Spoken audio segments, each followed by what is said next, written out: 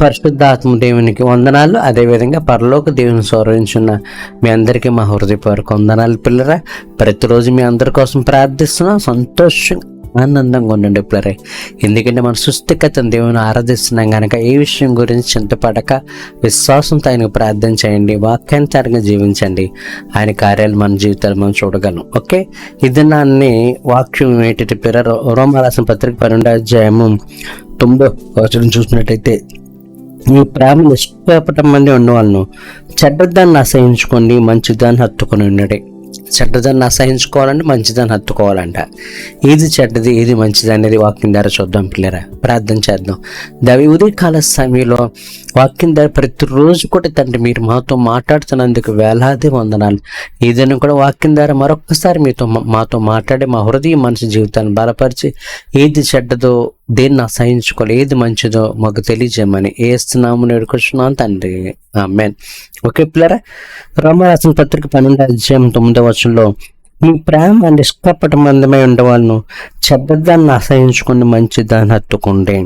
కనుక మన ఇతరులు ప్రేమించే ప్రేమ ఎలా ఉండాలంటే పిల్లరా, నిష్కపటంగా ఉండాలంటే పిల్లరా. ఆ ప్రేమలో స్వార్థం కానీ, అసూయ కానీ, ఈర్ష్య కానీ, గర్వం కానీ, అహంభావం కానీ ఉండకూడదు పిల్లరా. ఆ ప్రేమ నిష్కపటం, ప్రతిఫలం ఆశించకుండా ఎదురు మనిషిని మనం ప్రేమించాలి పిల్లరా.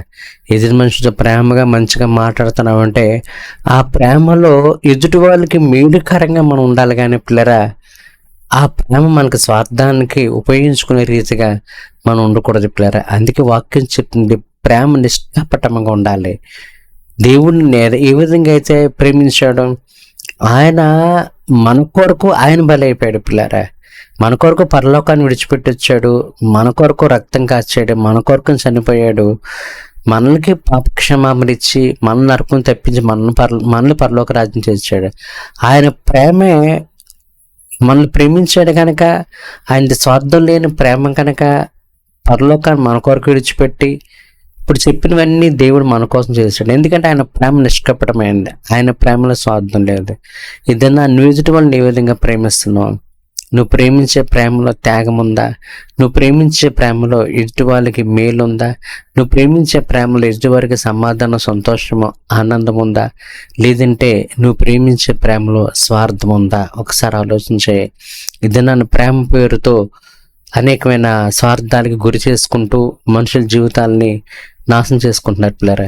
కానీ ఈరోజు అట్లాంటి ప్రేమ కాదు. దేవుడిని ఏ విధంగా ప్రేమించాడో, ఏ విధంగా ప్రేమించాడు, ఆయన స్వార్థం లేని ప్రేమ, ఆయన త్యాగమైన ప్రేమ, ప్రాణం అర్పించిన ప్రేమ, నరకాన్ని తప్పించిన ప్రేమ, పరలోక రాజ్యం చేసేటువంటి ప్రేమ, అటువంటి అమూల్యమైన ప్రేమతో నేను ప్రేమించాడు. కనుక నీవు కూడా ఎదుటి వాళ్ళు నిష్కపటంగా ప్రేమించాలి. ఆ ప్రేమలో స్వార్థం ఉండకూడదు, కానీ ప్రేమలో త్యాగం ఉండాలి. ప్రేమలో ఎదుటి వారికి మనం మేలు కలిగించాలి. అందుకే వాక్యం చెప్తుంది, నిన్ను వల్ల నీ పొరుగు వారిని ప్రేమించు. నువ్వు ఎలా సంతోషంగా ఆనందంగా ఉండాలని కోరుకుంటున్నావో ఇతరులు కూడా ఆ విధంగా సంతోషంగా ఆనందంగా ఉండాలని కోరుకోవడమే నిజమైన ప్రేమ. అదే ప్రేమ నిష్కపటమైంది. కానీ నువ్వు ఇతరులను ప్రేమించే ప్రేమలో త్యాగం ఉండాలి కానీ స్వార్థం ఉండకూడదు పిల్లరా. అటు నిష్కపటమైన ప్రేమ కలిగి ఉండాలని దేవుడు కోరుకుంటున్నాడు పిల్లరా. అదేవిధంగా చెడ్డదాన్ని అసహించుకొని మంచిదాన్ని హత్తుకోండి. ఈ మాయలోకములో మన సొంత ఊహలు, సొంత తలంపులు, ఆలోచనతో, శరీరాశలతో, శరీర కోరికలతో, ఈ టీవీలు, సెల్ ఫోన్లు, ఈ లోక ప్రపంచంలో ఎక్కువ మంది చెడ్డదాన్ని ప్రేమిస్తున్నారు, మంచిదాన్ని అసహించుకుంటున్నారు. కానీ వాక్యం చెప్తుంది, చెడ్డదాన్ని అసహించుకొని మంచిదాన్ని హత్తుకోవాలి. ఏది చెడ్డది ఏది మంచిది అంటే జీవము గల దేవుని వాక్యమే మంచిది పిల్లరా. ఆ వాక్యాన్ని అనుసరించి నడవడమే మంచిది పిల్లరా. ఆ వాక్యాన్ని అనుసరించి జీవించడం మంచిది పిల్లరా. వాక్యానికి విరుద్ధమైంది ప్రతిది కూడా చెడ్డదే.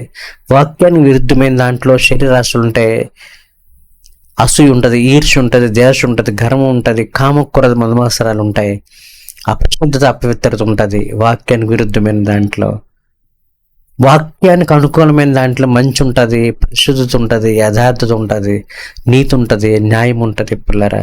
ఒక రకంగా చెప్పాలంటే వాక్యానికి విరుద్ధమైన దాంట్లో శరీర కార్యములు, అపవిత్రత, జారత్వము, కాముకత్వం, విగ్రహారాధన, అభిచారము, ద్వేషములు, మత్తతులు, అల్లరితో కూడిన ఆటపాటలు, ఇవన్నీ ఉంటాయి పిల్లరా. వాక్యానుసారంగా జీవించే మంచిలో ప్రేమ, సమాధానము, సంతోషము, ఆనందము, దీర్ఘశాంతం ఉంటుంది పిల్లరా. కానీ దేవుడు చెప్తున్నాడు, చెడ్డదాన్ని అసహించుకో, మంచిదాన్ని హత్తుకో. వాక్యానికి విరుద్ధమైన వాటిని అసహించుకో, వాక్యానికి అనుకూలమైన వాటిని హత్తుకోమని వాక్యం చెప్తుంది పిల్లరా. అందులో కొన్ని విషయాలు మనం ధ్యానం చేసుకుందాం పిల్లరా. రోమిలకు రాసిన పత్రిక 12:10 చూసినట్టయితే, సహోదరు ప్రేమ విషయంలో ఒకరిని ఒకడు అనురాగం గలవాడే, గంత విషయంలో ఒకరినొకడు గొప్పగా ఎంచుకోండి. చూసారా పిల్లరా, సహోదరు ప్రేమ విషయంలో ఎలా ఉండాలంటే ఒకళ్ళు ఎందు ఒకడు అనురాగం కలిగిన వారే. అంటే అర్థం ఏంటంటే పిల్లరా, సహోదరు ప్రేమలో అనురాగం అంటే మనం ఏ విధంగా సంతోషంగా ఆనందంగా ఉండాలని కోరుకుంటున్నామో ఇతరులు కూడా ఆ విధంగా సంతోషంగా ఆనందంగా ఉండాలని కోరుకోవడమే ప్రేమ అనురాగాలు పిల్లరా. మన ఇతరులు ప్రేమించేటప్పుడు మన ప్రేమ వల్ల వాళ్ళు సంతోషంగా ఉండాలి, ఆనందంగా ఉండాలి, నెమ్మదిగా ఉండాలి, సమాధానంగా ఉండాలి. మన ప్రేమ వాళ్ళకి మేలు చేయగలగాలి, వారిని సంతోషాన్ని ఆనందానికి గురి చేసేవారిగా మనం ఉండాలి పిల్లరా. మన ప్రేమ వాళ్ళని ఆనందపరచాలి, వాళ్ళకి మేలు చేయాలి పిల్లరా.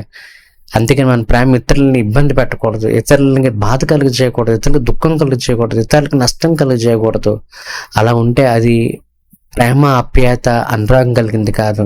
నీ ప్రేమ అనురాగం కలిగింది అయితే రాగం చూడండి, సంగీతం, మంచి సంగీతము మనకి వినాలనిపిస్తుంది. మంచి సంగీతంతో కూడిన పాటలు మనకు సంతోషాన్ని, ఆనందాన్ని కలిగిస్తుంది. అదేవిధంగా నీ ప్రేమ అనురాగం కలిగింది అయితే అది ఎదుటి వాళ్ళకి సంతోషంగా, ఆనందంగా ఉంటుంది, నెమ్మదిగా, సమాధానంగా ఉంటుంది, మేలు చేస్తుంది. మరి అట్లాంటి అనురాగం కలిగిన ప్రేమ కలిగి ఉండాలని దేవుడు కోరుకుంటున్నాడు పిల్లరా. అదే సమయంలో ఘనత విషయంలో ఒకరినొకడు గొప్పగా ఎంచుకోవాలి. ఘనత విషయం ఎలా ఉండే ఒకరినొకరు గొప్పగా ఎంచుకోవాలి. చాలాసార్లు మనం అనుకుంటాం, మనమే చాలా గొప్ప అనుకుంటాం. మనకు చాలా డబ్బు ఉంది, ధనం ఉంది, పేరు ప్రఖ్యాతులు ఉన్నాయి, వెండి బంగారాలు ఉన్నాయి, నేను చాలా గొప్ప అని అనుకొని మనుషులు మనం ఏం చేస్తామంటే చిన్న చూపు చూస్తుంటాం, చులకనగా చూస్తుంటాం పిల్లరా. కానీ గమనించు, నీకు ఆస్తి, అంతస్తులు, పేరు ప్రఖ్యాతులు ఇచ్చిన దేవుడు అన్న సంగతి మర్చిపోకు. ఒకవేళ నీకంటే ఎదుటి వాళ్ళు తక్కువగా లేనివారుగా, చదువుకోలేని వాళ్ళుగా, డబ్బు లేని వాళ్ళుగా, పేరు ప్రఖ్యాతులు లేని వాళ్ళుగా, ఆస్తుపాస్తులు లేని వారుగా ఉంటే వారిని చులకనగా చూడకు, నీచంగా చూడకు. రెప్పపాట్లో దేవుడు కార్యం చేయగలడు. వాకు సామెత ఉంటుంది కదా, ఓడలు బళ్ళు అవుతాయి, బళ్ళు ఓడలు అవుతాయని. నిన్ను ఇచ్చించి నీకు ఆస్తులు, పేరు ప్రఖ్యాతులు ఇచ్చిన దేవుడు రేపు పొద్దున్న ఎవరినైతే చిన్నగా, చులకనగా, హేళనగా చూస్తున్నావో ఆ వ్యక్తిని నీకంటే గొప్పగా, గంటగా ఇచ్చచ్చు. నీకంటే వెండి బంగారులు, మేడమిద్దులు, పేరు ప్రఖ్యాతులు ఇవ్వచ్చు. కనుక అందుకే 75 కీర్తనలు ఉంటుంది పిల్లరా. తూర్పు నుండేను, పడమటి నుండేను, ఉత్తరం నుండే దక్షిణను ఇచ్చగలగదు, కానీ ఒకరు హెచ్చించువాడు ఆయనే, ఒకరు తగ్గించువాడు ఆయనే. కనుక హెచ్చింపు అనేది దేవుని దగ్గర నుంచి వస్తుంది, కానీ అది మన దగ్గర నుంచి రాదు పిల్లరా. కనుక ఏదో దేవుడు నిన్ను హెచ్చించాడు, నీకు వెండి బంగారులు, మేడమిద్దులు, పేరు ప్రఖ్యాతులు ఇచ్చాడని ఇతరుల మీద అహంభావంతో, గర్వంతో ప్రవర్తించుకో. ఇతరులను చులకనగా చూడకో, ఇతరులని హేళనగా, విక్కిరింపగా చూడకు. వాక్యం చెప్తుంది గంట విషయంలో ఒకరినొకరు గొప్పగా ఎంచుకోవాలంటే దాని అర్థం ఏంటంటే పిల్లరా, మనం గొప్పోళ్ళని అనుకోవడం కాదు, కానీ మన ఎదుటి ఉన్న వాళ్ళు గొప్పోళ్ళు అనుకోవాలి. ఒకవేళ నీకంటే డబ్బు, ధనము, మేడమెద్దులు, పేరు ప్రఖ్యాతులు ఏమీ లేకపోయినా, నీకున్న చదువు లేకపోయినా ఎదుటి వాళ్ళని చిన్న చూపు, చులకన చూపు చూడకు. వాక్యం చెప్తుంది నీకంటే వాళ్ళు ఏ విషయంలో తక్కువైనా సరే తక్కువ వాడికి నువ్వు ఎంచుకో, వారిని నువ్వు ఘనంగా ఎంచాలి పిల్లరా.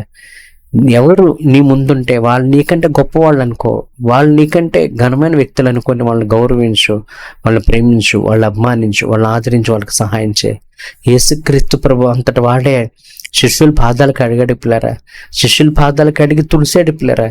ఆయన శిష్యుల పాదాలు కడిగి తుడిసి అంటాడు, నేను మీకు చేసినట్టుగా మీరు కూడా ఒకరి పాదాలు ఒకరు కడగవలసిందే, మీకు మాదిరిగా ఉండులాగానా నేను ఈ విధంగా చేశానని ఆ తండ్రి దేవుడు చెప్తాడు పిల్లరా. సృష్టికర్త దేవుడై ఉండి శిష్యుల పాదాలు కడిగి తువాలతో ఆ పాదాలని తుడుస్తాడు పిల్లరా.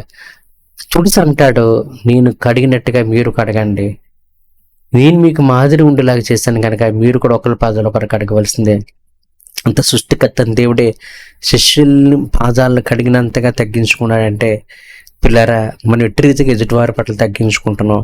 దేవుడు నీకు డబ్బు ఇచ్చాడు, ధనం ఇచ్చాడు, పేరు ప్రఖ్యాతులు ఇచ్చాడు, ఎన్ని ఇచ్చినా సరే నువ్వు గొప్పవాడిగా, గొప్పదానిగా అనుకోకు.